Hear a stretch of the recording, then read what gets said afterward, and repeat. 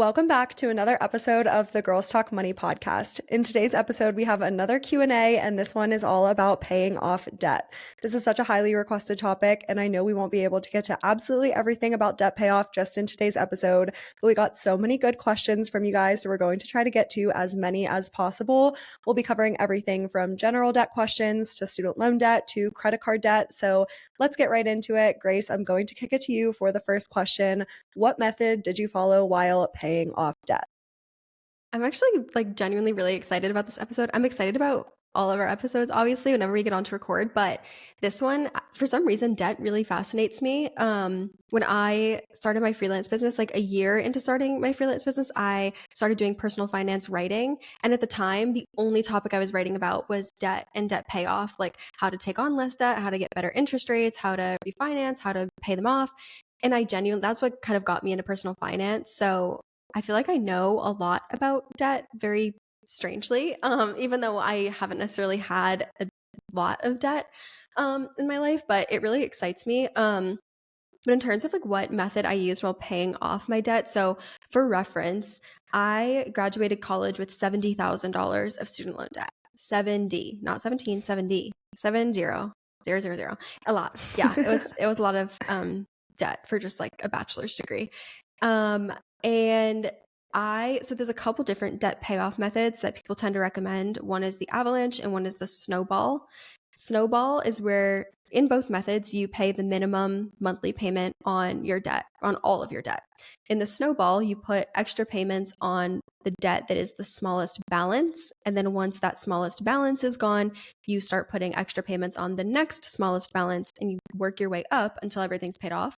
The avalanche, you start with, again, you make minimum payments on everything. And then you take the debt that is the highest interest rate and you make extra payments on that one. And then when that highest interest rate loan is gone, you move down to the one with the next highest interest rate.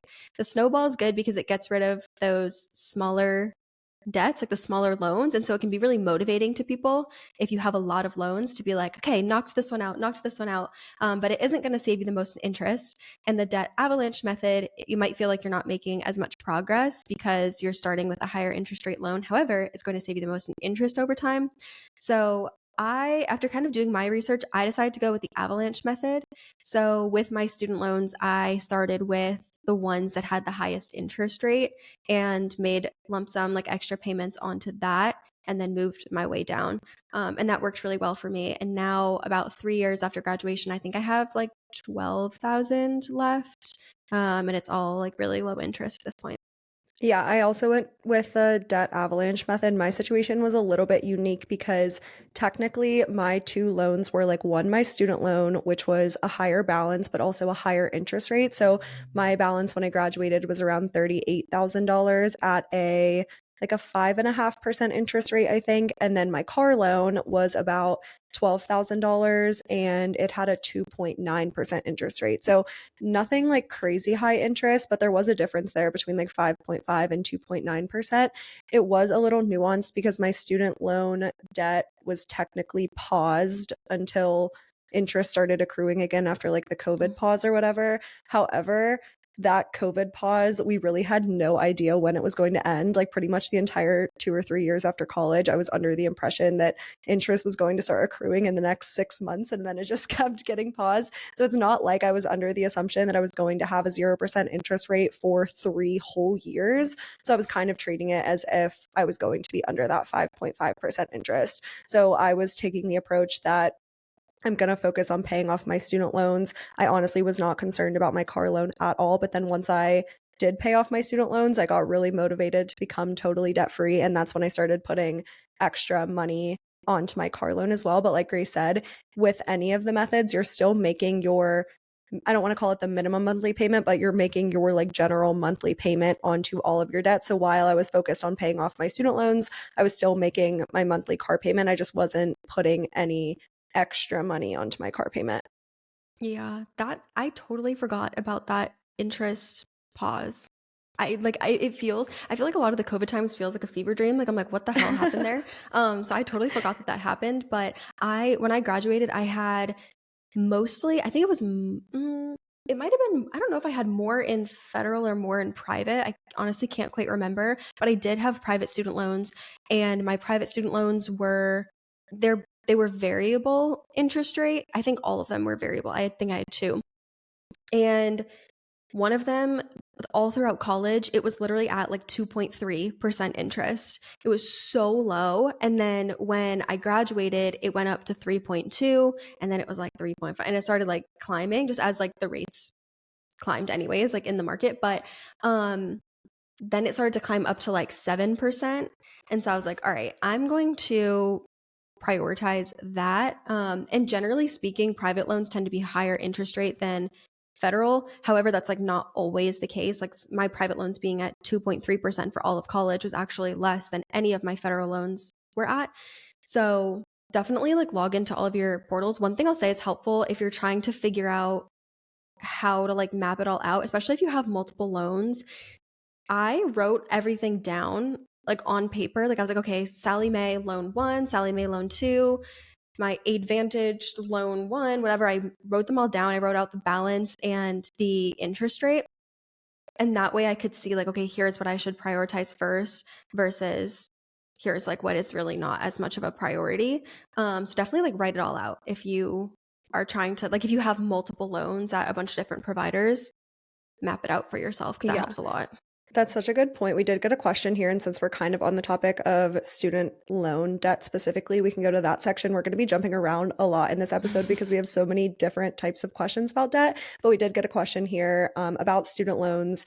Should you prioritize private first and then federal, or strictly by interest rate? Can you touch a little bit more on the variable interest rate situation? Because all of my student loans were federal student loans and they were all a fixed interest rate. And this was never something that I thought about until you and I were having this conversation when we were in person last year about variable rate student loan interest. And I think Yeah. this is something that not a lot of people think of, that that's even like a possibility that their interest rate on their student loans can go up. But yeah, Mhm. can you touch on that in a little bit more depth?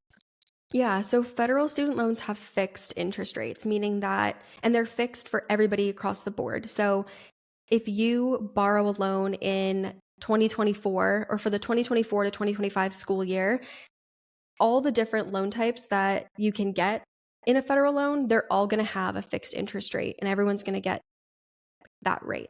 Um, so if you are unsure, like if you have a loan, say you graduated and in your online portal, it's just showing as like not in repayment, you can't see your interest rate, you can look it up what it will be. But private student loans can be fixed or variable. Fixed is where it stays the same throughout the life of the loan. Variable is where that rate can change based on market conditions. So there's pros and cons to both. A fixed interest rate is nice because you can rest assured that it's never going to change.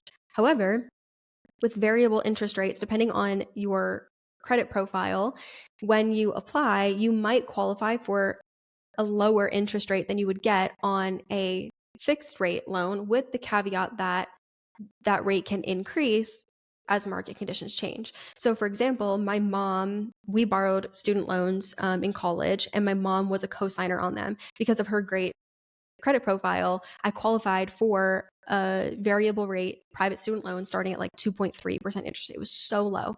And it remained at that throughout the entire time I was in college.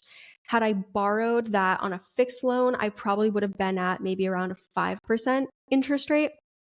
So I obviously saved money while I was in college, keeping it at a lower interest rate. However, when I graduated and then COVID started happening, well, COVID happened before I graduated, but there was a lot of stuff going on with the economy.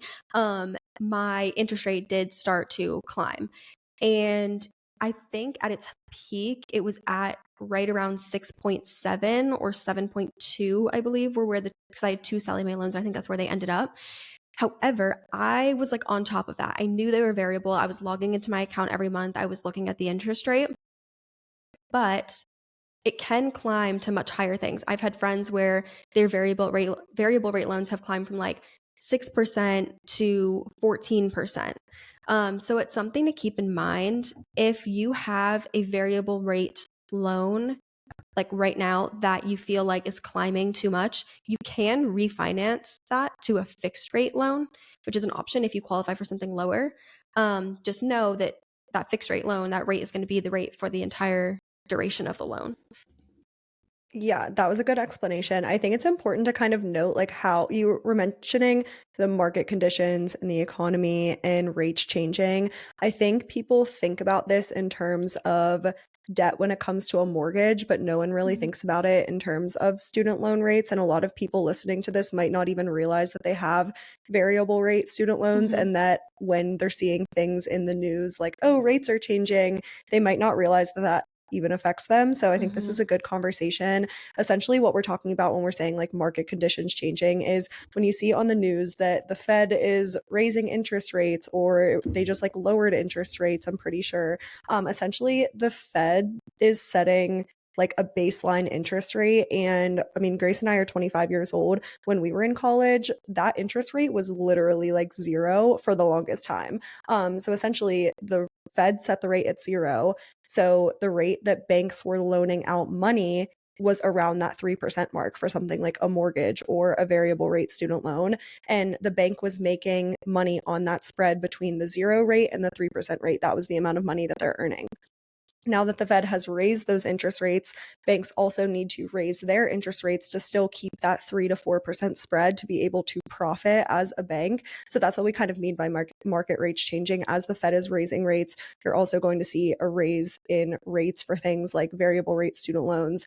Your car loan, you're not going to get a 3% car loan right now. You're probably going to get a 6 or a 7% car loan right now. It all has to do with the interest rate that the Fed is setting. Yeah, I will say too, if you are listening to this and you're like, oh my gosh, do I have a variable rate loan? And you don't even know it, like you might. I logged into my Sally Mae portal like after I graduated and was like, oh, slay, like 2.3%. Like that's great, whatever. And then I was making, I mean, I was living at home and I was making good money. Not at the beginning of my freelancing career, but once I kind of got, into the swing of things and I had a side hustle the whole time. So I was throwing every extra dollar I had onto it. So I was logging into the portal every month. And then I remember one month it changed from like 2.3 to 3.2. And I was like, wait a second. And I was like, hey, mom, I'm like, why did it just change like that? And she was like, because you have a variable rate loan. And I was like, oh, okay. I'm like, I feel like this is information I should have known. So if you're also like realizing you have a variable rate loan and you didn't even know, you're not alone, honestly. Yeah. It happens to the best of us. Um, Go ahead. On the topic of low interest rate loans, we did get another question that can kind of jump off of that. This person said, is it better to just pay off all of my student loan debt that has a low interest rate or invest that money or save it up, assuming it will yield a higher return? Curious to hear your thoughts, as I know there are pros and cons to each. So I went through this question when I graduated actually because I really wanted to travel a lot post grad and I was like, well, I can either pay off some of my student loans, which at the time they were all very low interest. This was before they started growing, or I can try to, I can throw all my extra money onto that and try to pay it off even though it's low interest, or I can prioritize investing or spending some of it on the travel that I wanted to do. And I actually talked to I asked there's a Facebook group called Women's Personal Finance, Women on Fire, which stands for Financial Independence, Retire Early. And I actually asked in that group, like, what would you do? And the feedback I got from people was so enlightening. Like, I learned a lot from it. And what I learned was that it was more of a lifestyle question than a financial question, right? If you have low interest loans, it's really up to you and what feels good to you, whether you decide to prioritize paying it off faster or if you want to have a more balanced approach where you're paying it off while also investing, or if you're just making the minimums and putting the rest towards investing. It really depends.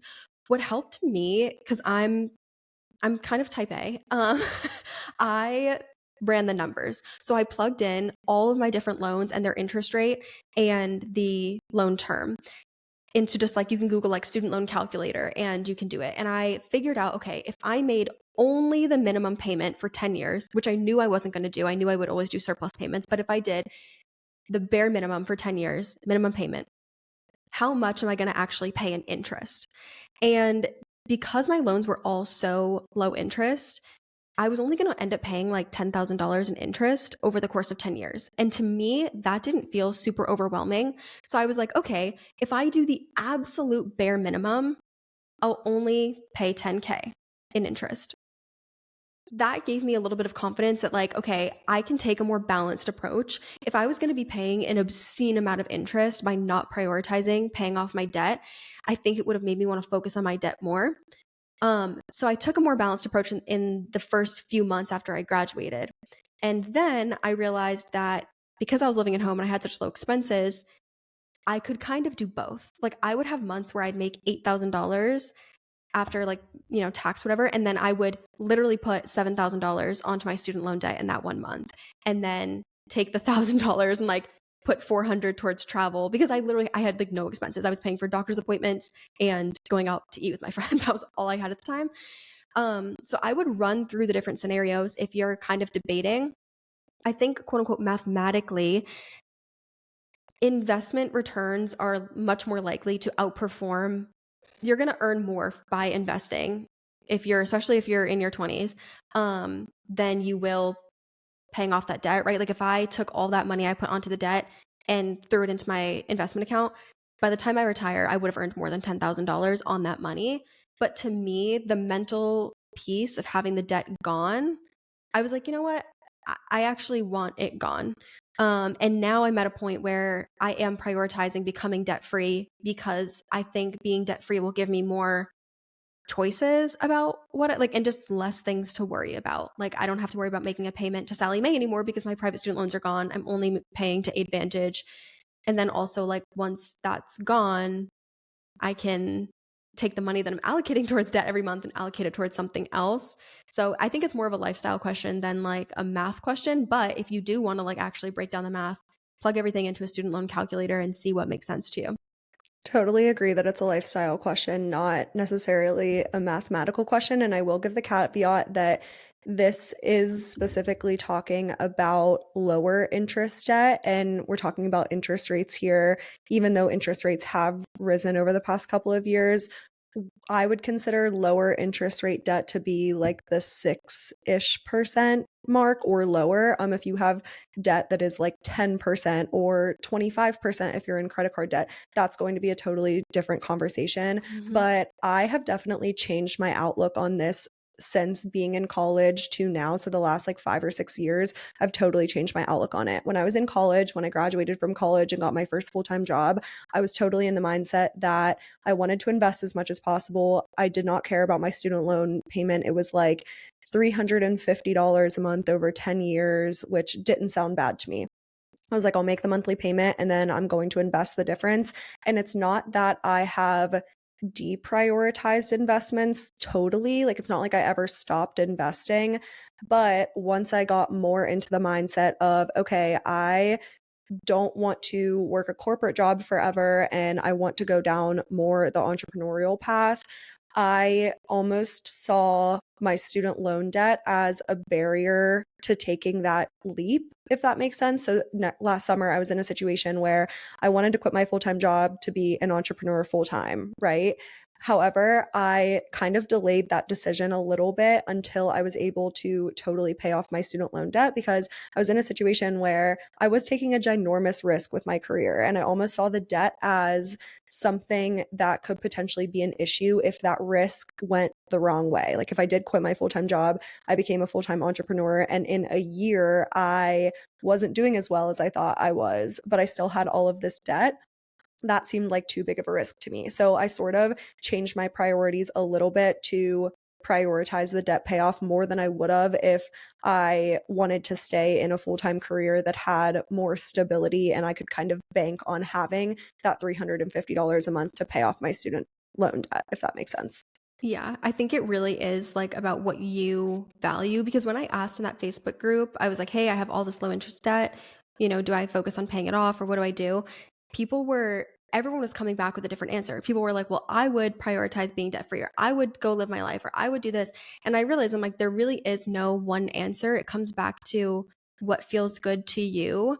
But I think we both kind of like talked about this a little bit in our answers. So I feel like it's a good question for us to move to. But someone said that they have $95,000 in student loan debt. How do I pay it off while still having a life? Yeah, I think this is a situation, regardless of whether you're taking the front where you still want to be able to balance living your life or you want to be able to balance paying down that debt while hitting your financial goals, so saving and investing, regardless of what your goals are.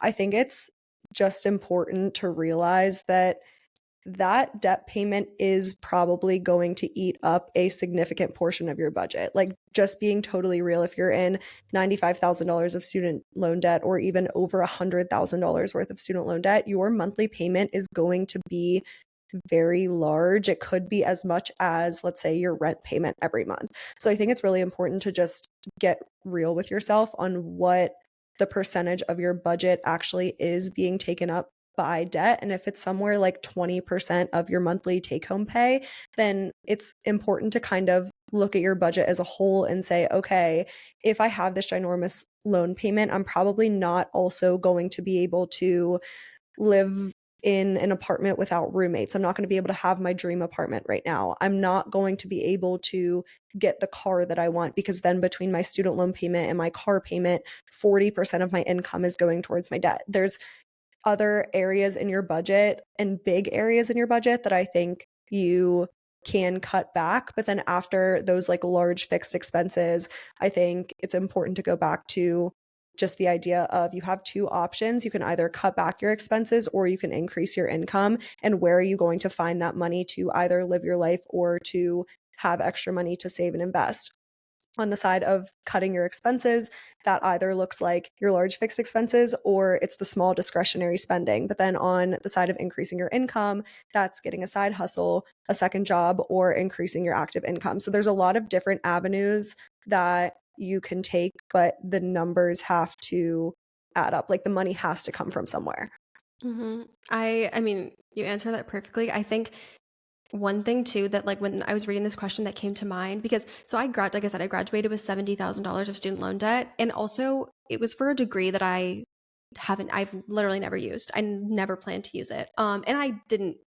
When I went to college, I planned to use my degree, but then I became an entrepreneur doing marketing, so I don't use my human rights degree. Although I guess I use it in my day to day life and understanding of people, but I had guilt around the fact that I had a high student loan balance and that I also wanted to live my life at the same time. Like, there was definitely a part of me that felt like I had to put, or I was obligated to put every extra dollar onto my debt because I had that balance. And I think that a lot of what we see online in the finance space is the live so insanely frugally that you're like eating rice and beans and, like you're going to dinner and you're ordering a water and you're ordering a kid's meal so that you're not paying for a full thing, or you know what I mean? Like, I feel like sometimes it gets like a little ridiculous. And one thing I will say is like, you I think you should pay your minimum monthly payment, right? Some people are like, I'm not going to pay my debt, like whatever. I'm like, that okay, you're going to dig your own grave with that one, honey. But I think you are obligated to pay the minimum the monthly payment because ultimately you signed the dotted line on that loan. However, if there are months where you're like, you know what, I have an extra $100 that I could put on my debt, but I haven't done anything for self care this month, and I really just like want to go get my nails done so that I have my nails done for my vacation. Go freaking do it. You know what I mean? I feel like you have to ask yourself what is sustainable for you, and that was something that I had to think about too because, like I said, I was putting these massive payments on my debt. Like, I was living very frugally and throwing thousands of dollars onto my debt every month. And I did that for quite some time and knocked down a lot of my debt. But then I got to a point where I was like, I haven't bought clothes in 8 months. I'm wearing things that look so bad on me. I stopped getting my nails done in an effort to save money. And I was like, you know what? Am I enjoying my life? Like, this sucks. I was like, this actually sucks. And I'm like, I am not obligated to put every single extra penny onto my debt. And I found that for me, what was more sustainable was paying the minimum monthly payment, but also when I do my budget every month, I'm prioritizing a hefty surplus payment as much as I can do. But I also am giving myself a budget for self care, and I'm giving myself a reasonable but tight budget for like discretionary spending. Like, I was telling Erin a couple of months ago that my budget, it's called, my category is called fun, food, random. It's anything fun, entertainment, food, eating out with my friends, and any random expenses, like if I need to buy makeup or hair stuff or whatever. And that budget every month is $400. That includes if I buy clothes, anything, $400. and my post-tax income is like $6,300 a month. So I'm really not spending a lot on fun, and then I have $100 for self-care. So I'm giving myself space to spend on those things so that I feel like I can also enjoy my life to a degree, but I'm still prioritizing my debt. So if you're also coming at it with this angle, like I feel a little bit guilty about not putting, having a high balance and not wanting to put every single extra dollar, you're not obligated to, but I do think it's wise just for your financial future. But don't forget to actually like take care of yourself in the process. Like don't run yourself into the ground trying to get rid of your debt that then when it's gone, you're like, wow, I actually hate my life. And I'm like so unhappy throughout that entire process. 100%. And on the topic of balance, we got this question, kind of switching gears here a little bit more into the credit card debt side specifically. Someone asked, is it stupid to still go on one vacation a year when you owe $13,000 in credit card debt? Here's the thing.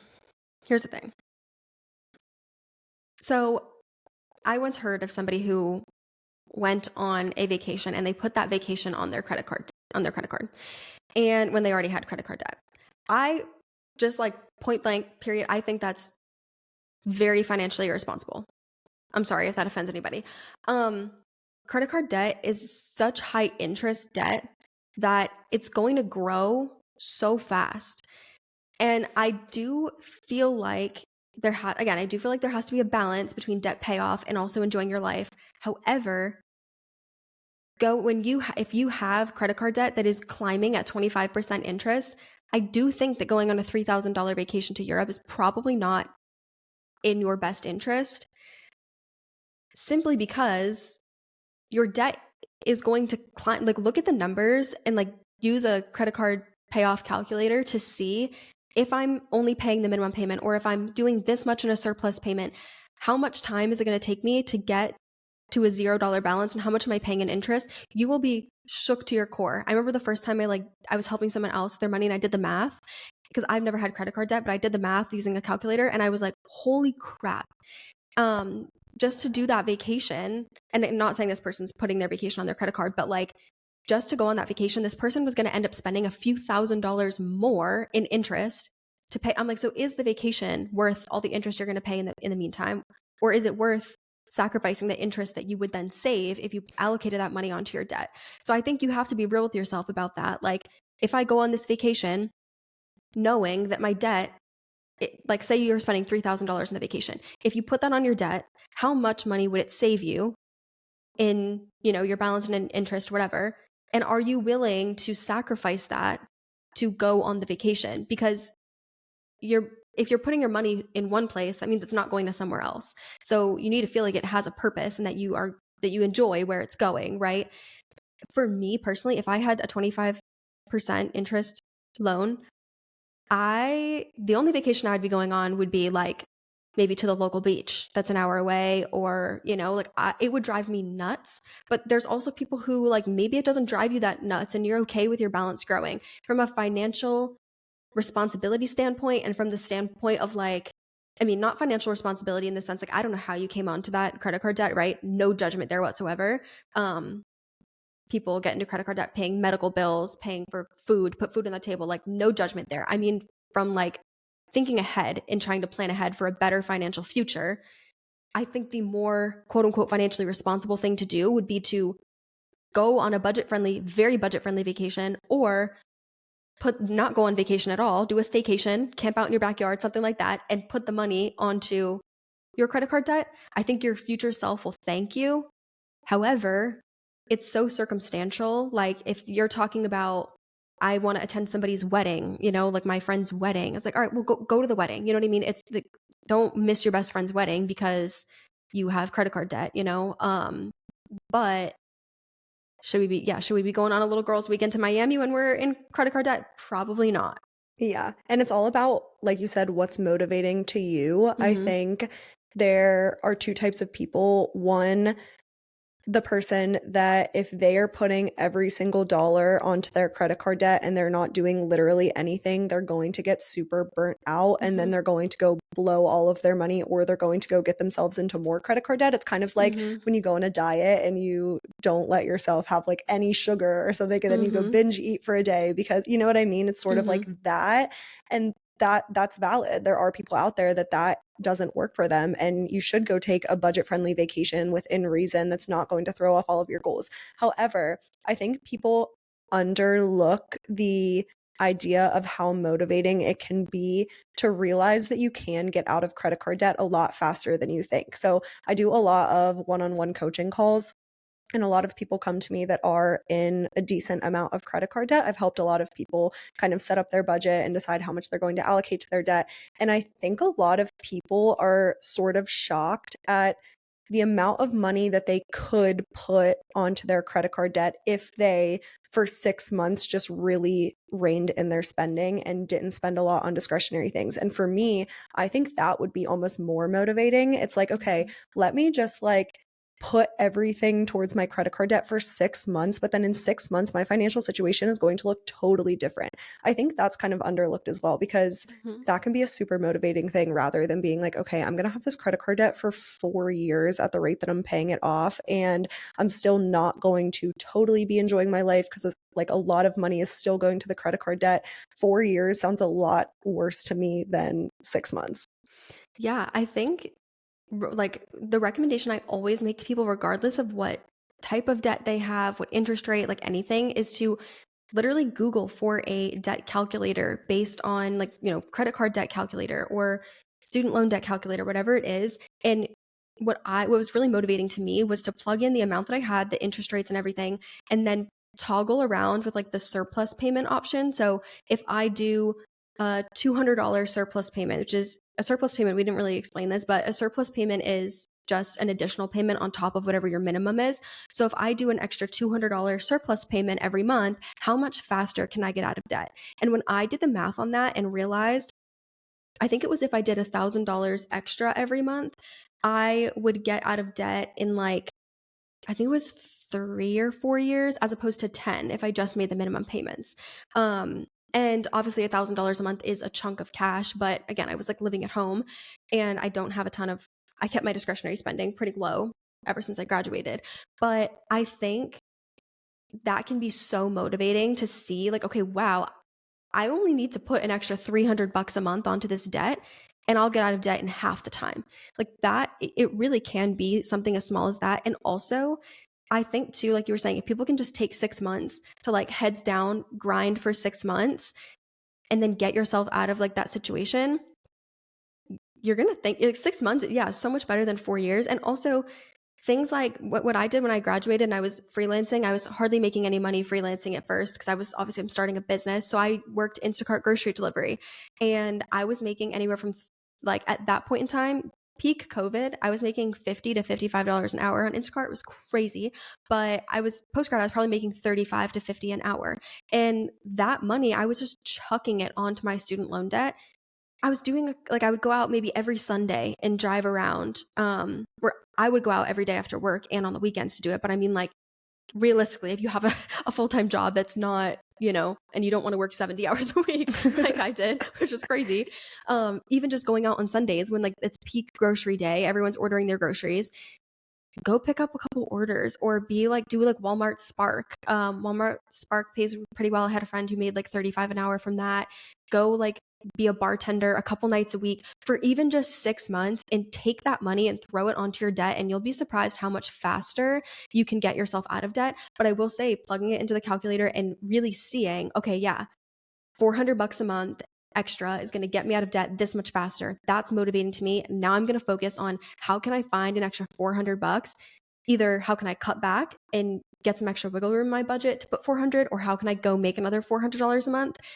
That to me was like really motivating. 100%. The when you see the impact that those surplus payments can make, I think it's just so eye-opening and can be super motivating. This is something that I wanted to talk about under our next question, which was best ways to pay off or pay down multiple credit cards. And if you've been following me specifically for like over a year, the podcast we started in November, but if you've been following me since probably like May of last year, you might remember that I used to work full-time at a startup that was all about helping consumers ditch their debt. The app is called Ditch, and I recently just rejoined the team as an advisor, which is super exciting. It's exciting because like I literally helped build this app and like all of the features I was a part of developing. And this app does a really great job of helping you centralize all of your debt into one place. So if you have four different credit cards that you're carrying a balance on all of them, or if you have credit cards and student loans and an auto loan, you can kind of centralize everything all into one place.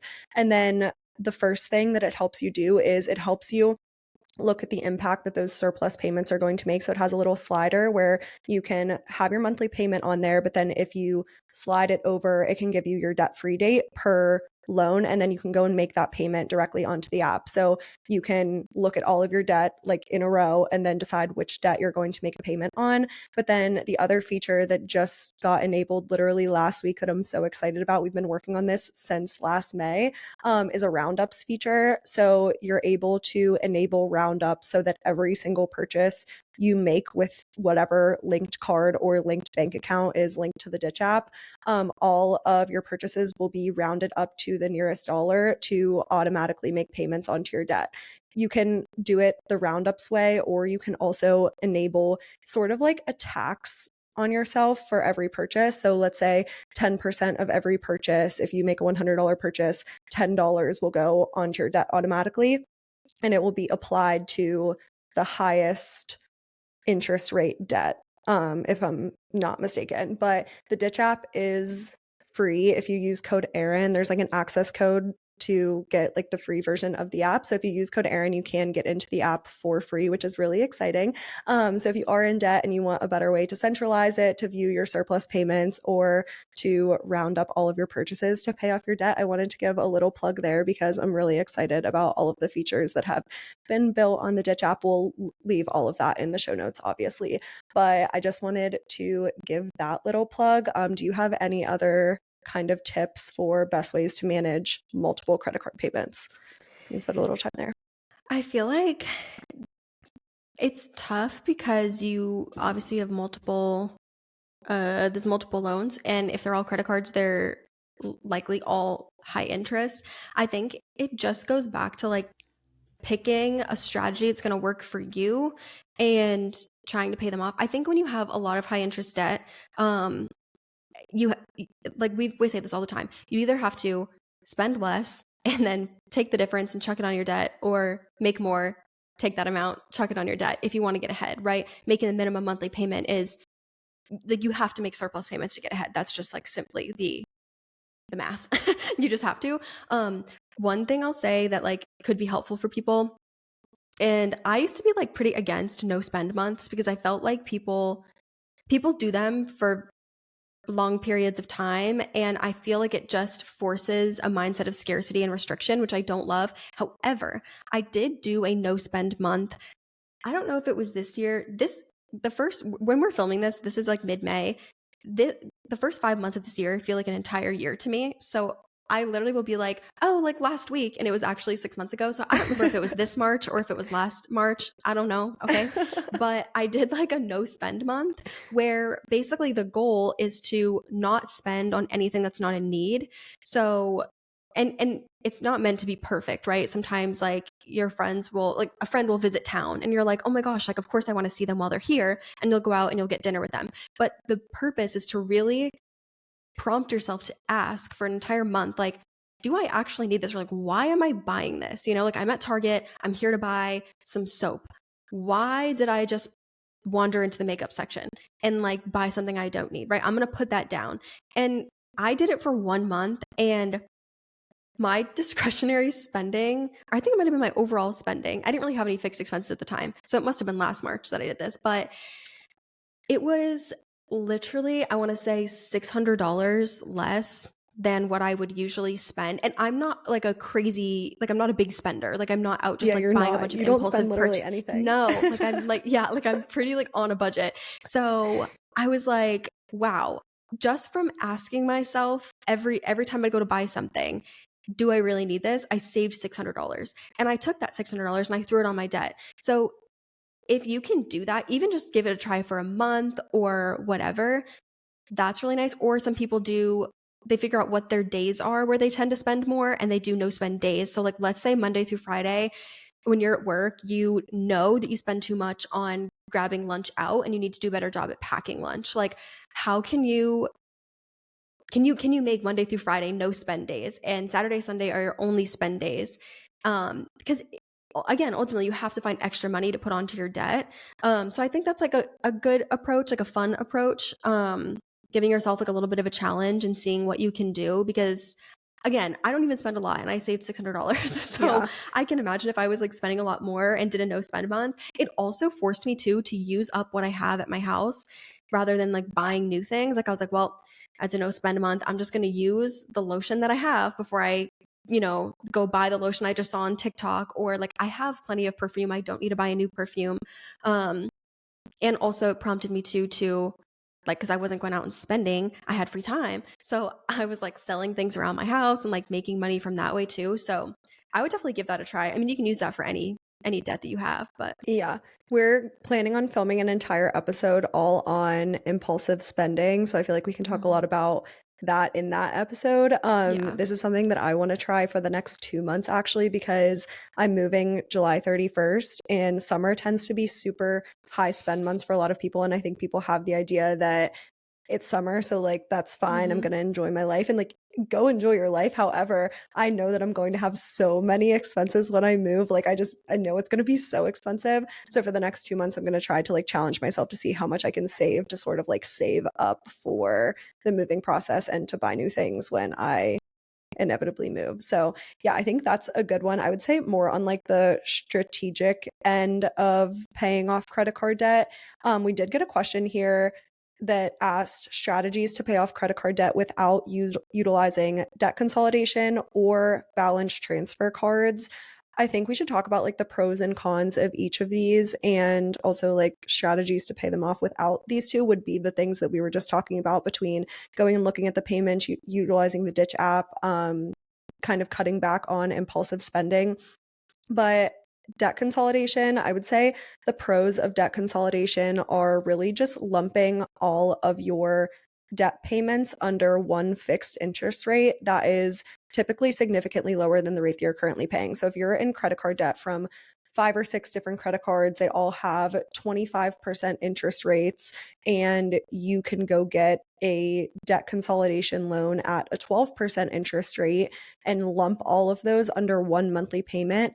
That can work for a lot of people just because it can be really hard to manage all of those different payments and decide, okay, if I have money for a surplus payment, like which credit card do I apply it to? And then you have to manually go make that surplus payment. That can be really challenging. But if you can get a debt consolidation loan and kind of lump those all together, that can help. I will say one of the cons of a debt consolidation loan is a lot of people end up consolidating their debt and then also accumulating more credit card debt.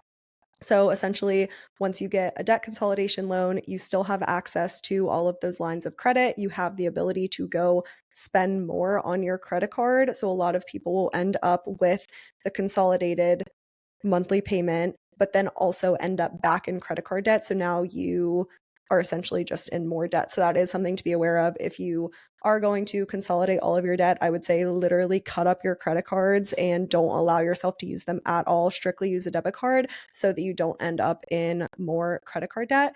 And then balance transfer cards, essentially what this means is, let's say you have credit card debt on a credit card that has 25% interest and you get an offer for a credit card that has 0% interest for 18 months. You can essentially open up that credit card at 0% interest for 18 months and pay a little bit of a fee to transfer your balance from the 25% interest card to the 0% interest card. And that gives you another 12 to 18 months or however long the 0% interest period is to be able to pay down your credit card debt without interest accruing. That's obviously the benefit. The con is that a lot of people will transfer their balance and they'll be like, oh, well, interest isn't accruing. So then you kind of lose your motivation to pay off that debt. And then when the interest does start accruing 18 months later, then you're kind of back to square one and you potentially have more credit card debt than you did when you were at the first card. So those are just some pros and cons. Obviously, you need to decide what is going to work for you, and it's up to you to be responsible if you use either of those two strategies. I was going to say too, like I feel like when it comes to any debt, you have to be real with yourself. Like get really freaking for real with yourself, okay? Like if you do a balance transfer, knowing yourself, do you genuinely think that you can pay it off in those 18 months or whatever that, time period is? Or do you feel like you're going to end up, not putting money towards it or continuing to use the initial credit card that had the debt on it? And same with debt consolidation. Like I feel like you have to be very real with yourself. And if you feel like if you're thinking through your options and you're like, all right, I feel like I might end up using my initial credit card, or I don't know that I could resist using that credit card while I'm paying off that debt consolidation loan, then like it might not make the most sense. Could it potentially save you an interest? Maybe. But if you think there's a high chance that you're going to end up accruing more debt while you're trying to pay off that debt consolidation loan, or that you can't resist using those credit cards or whatever, you could end up getting yourself into a worse situation. And so you have to be real about what you genuinely think you can do. And nobody wins an award for like paying off their debt faster, or like, you don't get an award because you took out a debt consolidation loan or what, you know what I mean? Like there's no race here. It's you and your money. So just because somebody else was very successful with doing a balance transfer or whatever, if you know in your gut that that is going to be risky for you based on your financial habits and how you've managed your money in the past, maybe don't do it, But if you're like, you know what, no, I'm really dedicated to paying off this debt, and I know that if I do a balance transfer, I'm willing to pay that fee to transfer it, and I'm gonna really like double down and focus on paying that debt off on that balance transfer card. Okay, then yeah, it probably makes sense for you. But there obviously are pros and cons and risks to both situations. So I think it's important to be real about what you genuinely think you can do and want to do and will do if you decide to pursue one of those options. 100%. I think that brings us to the end of today's episode. We are right out of time. This was a fun one. I mean, as fun as it can be talking about debt, but I think you guys gave us some really good questions to answer. If you have any other questions related to debt payoff, definitely leave them in Spotify or send us a DM on Instagram at Girls Talk Money Pod. We can always do a follow-up episode, another debt payoff Q&A. These are really fun to kind of do them Q&A style and answer all of your questions about a specific topic. So definitely leave your questions in Spotify. But thank you for tuning into this week's episode of the Girls Talk Money podcast. And until next week.